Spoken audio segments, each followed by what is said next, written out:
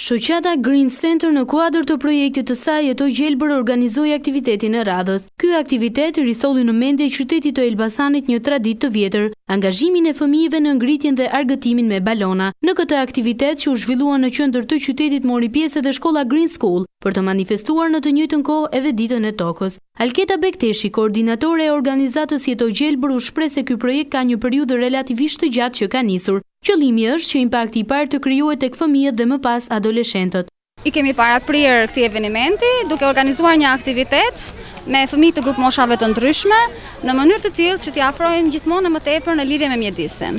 Meqense ne jemi duke zhvilluar një projekt i cili ka shumë pak kohë që e ka marrë nismën e tij, do të donim shumë që impaktin e parë ta kishim tek fëmijët, tek adoleshentët dhe jo më kot realizuam këtë manifestim balonash në bashkëpunim edhe me Green Schoolin, duke realizuar dhe një mini ekspozit dhe mini panajir në lidhje me materialet e riciklueshme dhe punimet që kanë bërë me këto materiale.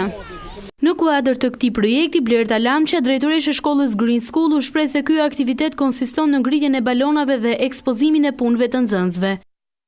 Është një ditë shumë e bukur, nxënësit po kënaqen, një nga filozofitë e shkollës është sa më pranë natyrës, sa më pranë aktiviteteve, në mënyrë që nxënësit të përjetojnë vetë eksperiencat e tyre personale dhe të kënaqen pranë natyrës. Fëmijë të shumtë u mblodhën për t'u argëtuar me balonat e shpërndara falas nga ana e shoqatës Green Center. Pjesëmarrja ishte e madhe dhe bëri kurioze dhe prindërit e fëmijëve, të cilët nuk nguruan të bëheshin pjesë e festës.